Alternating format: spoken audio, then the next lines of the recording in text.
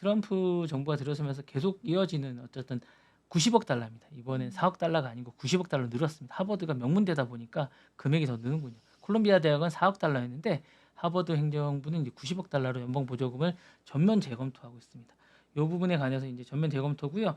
반유대주의 대응에 미흡하다고 해서 이제 이걸 안 주겠다는 겁니다. 그래서 지금 90억 달러를 재검토하고 있고 트럼프 행정부는 학생이 유대인 혐오나 보호받지 못하다고 있다고 해서 주장하고 있고 이거 어쨌든 교육부와 보건복지부 연방 총무청이 이제 조사를 착수하고 있고 기존 연방에 있었던 요거에서 90억 달러고요. 기존 연방 계약서 2.6억 달러와 향후 보조금 87억 달러에서 총 90억 달러면서 이 부분에 대해서 이제 재검토하겠다라고 얘기를 하고 있습니다. 그래서 행정부 연속적인 겁니다. 그래서 지금까지 보면 콜롬비아 4억 달러고 펜실베니아 대학은 트랜스젠더 정책을 삼아서 1.75억 달러를 안 줬습니다. 그래서 이걸 계속 안 주가면서 계속 이걸 옥죄고 있습니다. 그래서 이 부분을 이제 하고 있고 하버드 대학 입장은 이 조치로 이제 지금 의료 생명과학에 심각한 피해를 주고 있다라고 얘기하면서 과연 이렇게 명문 대학을 이렇게 하는 게 맞는 것인가라는 생각이 들고 정치적 압박을 통해서 대학을 통제하고 있다라는 비판을 하고 있습니다. 그래서 학문의 자유를 침해하는 표현의 자유를 위축할 수 있는 그런 우려가 되고 있다라고 지금 비난을 받고 있습니다. 그래서 이게 왜 이렇게 이런 부분이 사실은 이게 좀 중요하냐라고 하면 학문 자유에 대해서 연방 정부가 직접 개인하는 게 맞느냐라고 생각하고 있습니다. 사실 맞네요. 대학은 전통적으로 이게 정치적으로 약간 독립된 기관이거든요. 자율성과 이렇게 보호돼야 되는데 사실 이런 기관까지 이렇게 침해를 하는 게 맞냐라는 생각이 좀 듭니다. 그래서 표현의 자유의 혐오 발언이 이제 경계가 이제 모호해지는 게 아닌가라는 생각이 들고요. 정체성의 어떤 정치와 이제 연방 예산이 연결되는 게 보복 행정이 우려가 된다는 생각이 좀 듭니다. 그리고 이제 연방 정부의 보조금을 조건을 해서 받아야 되는 것인가라는 생각이 듭니다. 이게 사실은 이런 보조금은 조건 없는 보조금이거든요.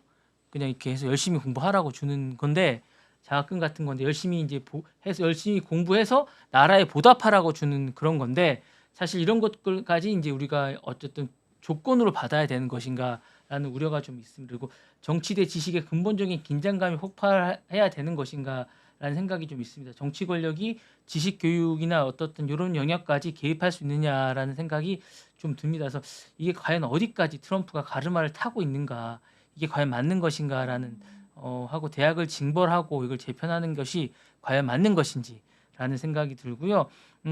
이게 자꾸 이렇게 하면 대학이 자기 검열을 하게 되거든요. 이게 이렇게까지 해야 되는가라는 어떤 자괴감이 들지 않을까라는 생각이 들고 이렇게 되면 자꾸 민간 기금으로 자꾸 바뀔 것 같고 부익부 빈익빈이 될 것 같아요. 그래서 이제 이렇게 되면 이게 이제 대학이 이렇게 바뀌면 제가 그때도 말씀드렸다시피 이게 이제 고등교육이 바뀝니다. 고등학교 교육도 바뀌게 되고 이게 서열화가 됩니다. 서열화가 되고 별로 안 좋습니다. 그러니까 미국이 그렇게 되면 빅테크가 이제 안 나오게 됩니다. 좋은 기업들이 안 나오게 되고 이런 교육이 되면 좋은 학습이 안 되기 때문에 좋은 인재가 안 나옵니다. 그래서 제가 공립대학이나 저소득 대학들이 타격을 입게 되고 정말로 어려운 환경에 있는 학생들은 공부를 못 하게 됩니다. 그래서 이제 불균형한 고등교육의 어떤 심화가 되지 않을까라는 생각이 좀 들고요.